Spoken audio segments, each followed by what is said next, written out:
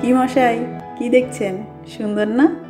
হয়তো ভাবছেন দেখতে তো সুন্দর, কিন্তু বানাতে গেলে পুরো 12টা বাজিয়ে ছাড়বে। মোটেও না।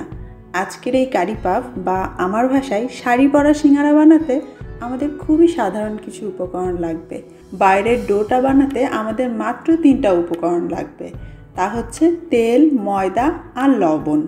আর তাতেই দেখুন বাইরের লেয়ারটা কতটা ক্রিস্পি হবে। আর ভেতরের পুরের কথা ভাবছেন? এটাও আজকে আমি আপনাদের ফাঁকিবাজি আর খুব সহজ পদ্ধতিতে বানিয়ে দেখাবো। তাহলে আর দেরি কিসের, চলুন শুরু করা যাক। প্রথমে আমরা ডো বানানোর জন্য একটা বাটিতে 1.5 কাপ ময়দা নিয়ে নিচ্ছি। তারপরেতে আমি আধা চা চামচ দিয়ে দিচ্ছি লবণ। এবার এই লবণ আর ময়দাটা একসঙ্গে একটু আলতো করে মিশিয়ে নিব।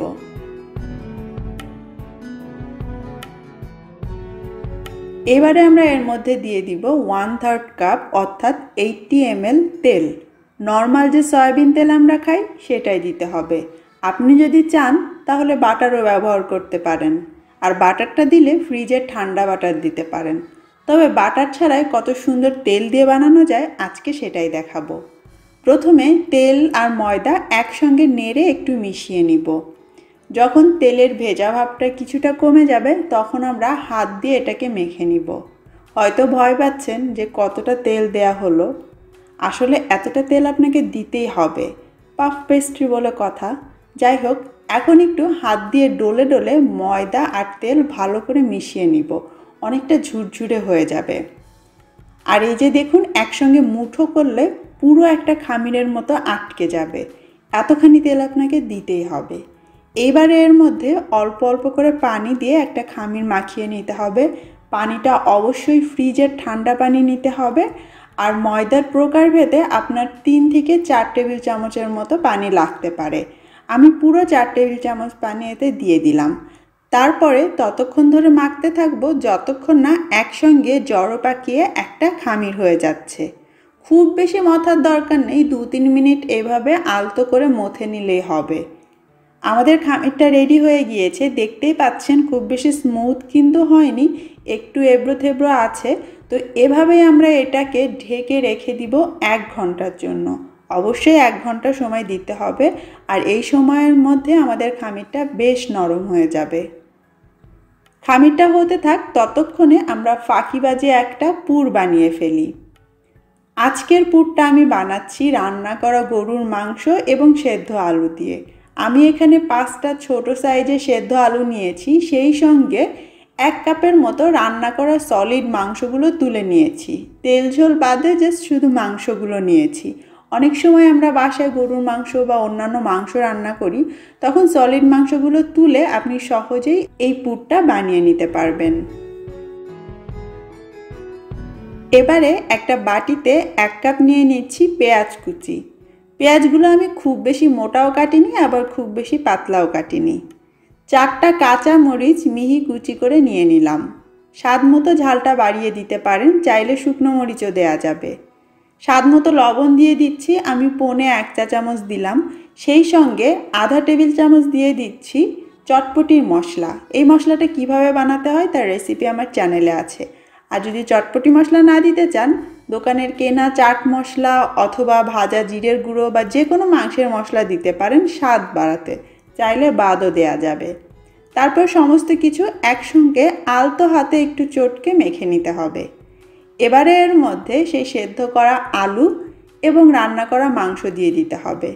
মাংসগুলো এমন নেবেন যেগুলোর মধ্যে হাড় চর্বি তেমন নেই, একদম সলিড মাংস, যেগুলো এমনিতে খেতে মজা লাগে না কিন্তু এই ধরনের পুরে ব্যবহার করতে পারেন।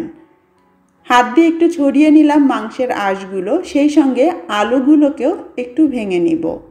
আলুগুলো একদম মিহি করে ভর্তা করার দরকার নেই, ছোট ছোট দানা থাকলেই খেতে ভালো লাগবে।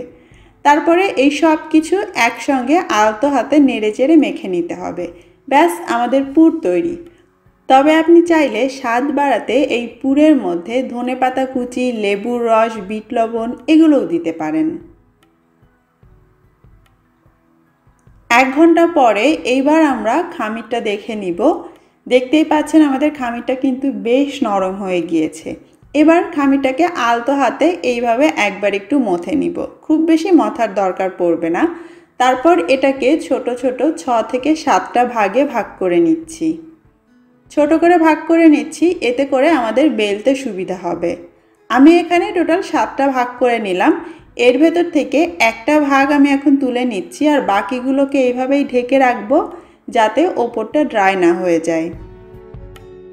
এবারে বেলার জন্য সেই ছোট বলটাকে হাতের তালু দিয়ে গড়িয়ে একটা লম্বা শেপ করে নিব।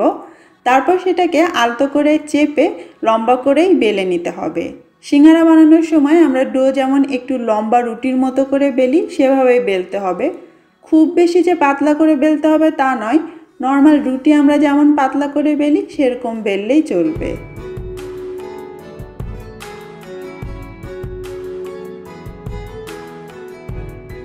একটু উল্টে পাল্টে নিয়ে চারপাশে মোটামুটি সমান পুরুত্বে আপনাকে বেলে নিতে হবে। আর যখন বেলা হয়ে যাবে তখন এর উপর দিয়ে আমি কিছুটা ময়দা ছিটিয়ে দিচ্ছি। ওপর দিয়ে আর আলাদা করে তেল ব্রাশ করছি না, কারণ আমাদের এই ডোয়ের মধ্যে এমনিতেই অনেকটা তেল আছে।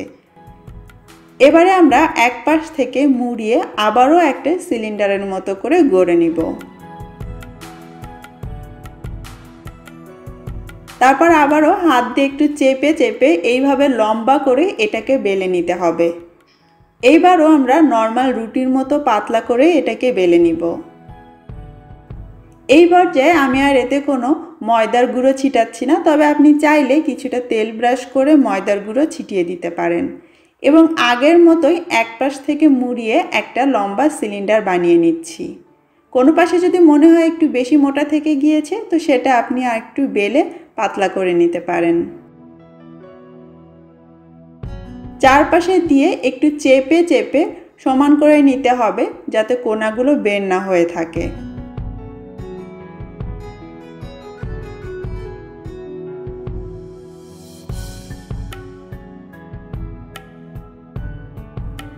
এইবার এই কোলবালিশ বা সিলিন্ডারটাকে সমান 3টা ভাগে ভাগ করে নিতে হবে।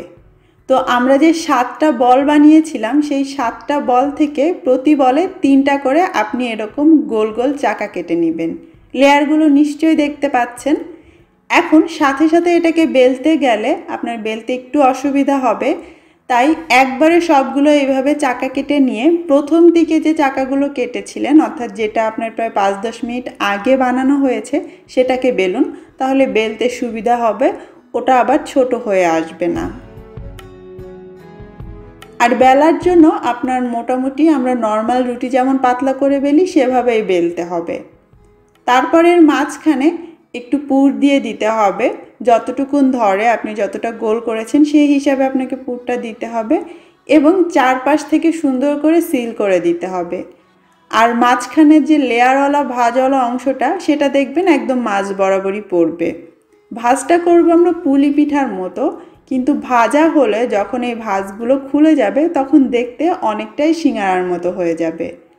কোণাটা চাইলে আপনি এরকম সমানও রাখতে পারেন, আবার যদি মনে পুলক জাগে তাহলে এরকম একটু মুড়িয়েও দিতে পারেন, কেউ মানা করবে না। ব্যাস হয়ে গিয়েছে আমাদের কারি পাফ বা শাড়ি পরার সিঙ্গারা ভাজ করা। এবারে ভেজে নেওয়ার পালা। একসঙ্গে সবগুলো না ভাজ করে 4-5টা করে বানিয়ে তারপরে ভাজুন, কারণ ভাজতে আমাদের একটু সময় লাগে। আর ভাজার জন্য আমাদেরকে ডুবো তেলেই ভাজতে হবে। আমি এখানে 6টা বানিয়ে নিয়েছি, এখন এর থেকে 4টা এই তেলের মধ্যে ভেজে নিচ্ছি। 6টাই দিচ্ছি না, কারণ এগুলো আস্তে আস্তে ফুলবে, জায়গা নিবে। তো যদি বেশি গাদাগাদি হয় তাহলে লেয়ারগুলো অনেক সময় ভেঙে বা কুঁচকে যেতে পারে। আর তেলটা মোটামুটি ভালো মতো গরম করে তবেই ছাড়বেন। খেয়াল করেছেন হয়তো যখন আমরা তেলের মধ্যে কারি পাফগুলো দিলাম তখন কিন্তু বেশ বাবল উঠছিল, এবং মোটামুটি 1 মিনিট সময় নিয়ে এটা আস্তে আস্তে তেলের উপরে ভেসে উঠবে। তো আপনাকে এইভাবে একটু নেড়ে চেড়ে দিতে হবে যাতে এক জায়গায় পড়ে থেকে এক জায়গায় বেশি লালচে না হয়ে যায়। এক একটা ব্যাচ ভাজতে আপনার 8 থেকে 10 মিনিটের মতো সময় লাগবে, এবং যখন দেখবেন তেলে আর বাবল তেমনটা উঠছে না এবং এটার কালার সুন্দর সোনালি হয়ে গিয়েছে তখন তুলে নিতে হবে। আর এই ভাঁজগুলো আপনা আপনিই খুলে যাবে, আপনাকে খোঁচাখুচি করতে হবে না। তেল থেকে যখন তুলবেন তখন ভালো করে তেলটা ঝরিয়ে নেবেন এবং একটা কিচেন টিস্যুর উপরে রাখবেন যাতে বাড়তি তেলটাও ঝরে যায়। এইভাবে করে আমার সবগুলো বানানো হয়েছে। 1.5 কাপ ময়দায় আমি টোটাল 21টা শাড়ি পরা সিঙ্গারা পেয়েছি। দেখুন না কত চমৎকার দেখতে। এবারে আসুন আপনাদেরকে একটা ভেঙে দেখাই যেটা বাইরে থেকে কতটা মুচমুচে।